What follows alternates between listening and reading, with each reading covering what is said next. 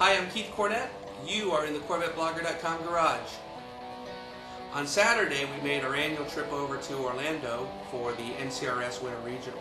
And if you've never been to one of these big shows, you really owe it to yourself to get to one. The show is spread out over multiple days, but Saturdays are generally the big day. You've got the swap meet, you've got the judging that's going on, you've got vendors everywhere, and it's just a really great way to spend a weekend. You also have seminars being put on by the likes of Dave McClellan, who talked about the C4 ZR1, as well as Tom Hill from Team Corvette, who talked about the 2009 Corvette ZR1. So watch the videos, and hope you enjoy.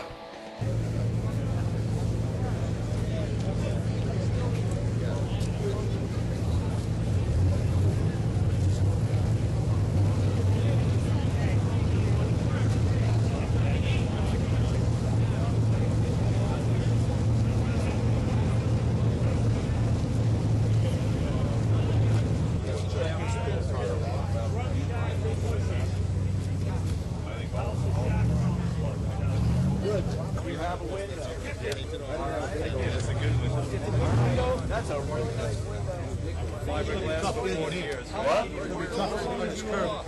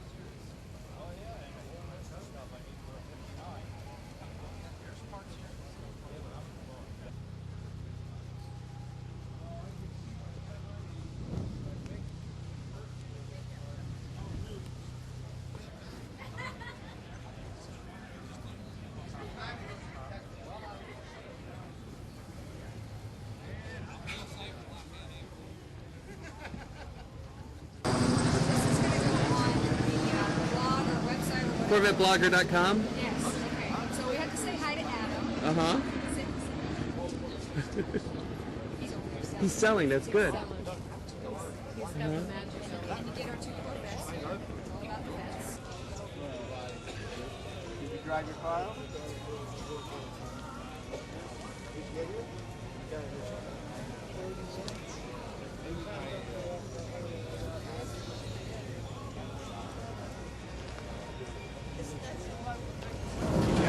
Why did they go with smaller displacement on the ZR1? We based it on the 6.2 liter, the LS3 engine, and that was really developed for the truck application. That's where our engine came from. We're the high performance aluminum version of the truck 6.2. The 6.2 has a really good bottom end, and that's why they wanted it. If you look at the torque curve on the ZR1, I can't remember the guy's name right now, I can see him. He's been around small block V8s forever. And he is just giddy about this torque curve because most torque curves have a slope. They go up and they peak out, maximum torque at a certain RPM. On the ZR1, it goes like this. It goes right up and then it's flat. It's unbelievable. So you get instant torque from the time you depress the throttle. So that's why they did it. I've driven these at 600 horsepower, and that really lights. I mean, the car is pretty well lit up at 400 horsepower. At 600 horsepower, it really gets lit up. It's a really nice car, and if we had continued the ZR1 package, we would have developed it with Lotus to something approaching that. I'm not sure I don't know. We probably with electronics could get to 600 horsepower. They might have to go up in displacement as is currently being done. But what we saw along the way was the Chevrolet engine guys, who were also working for Roy Ditchley, came to us and said, why didn't you ask us to do this engine for you? They're kind of pissed off. And we told them, we've been meeting at you guys for literally a decade, trying to get your act together around performance motors, and you wouldn't do it. They were happy as snot to be at about 250 horsepower. And that's as far as we could ever drag them along.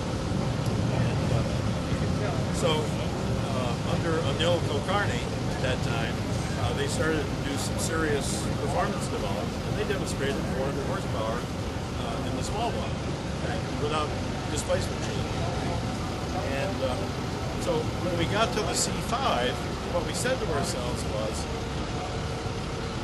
we've learned so much from doing the doing the C4 up through the ZR1 at 400 horsepower. We can't do the ZR1 at standard Corvette prices.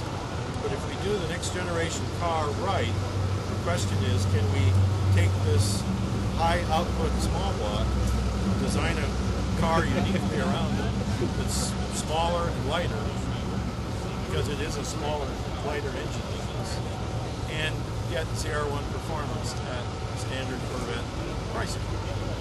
And that's really the key to the C5.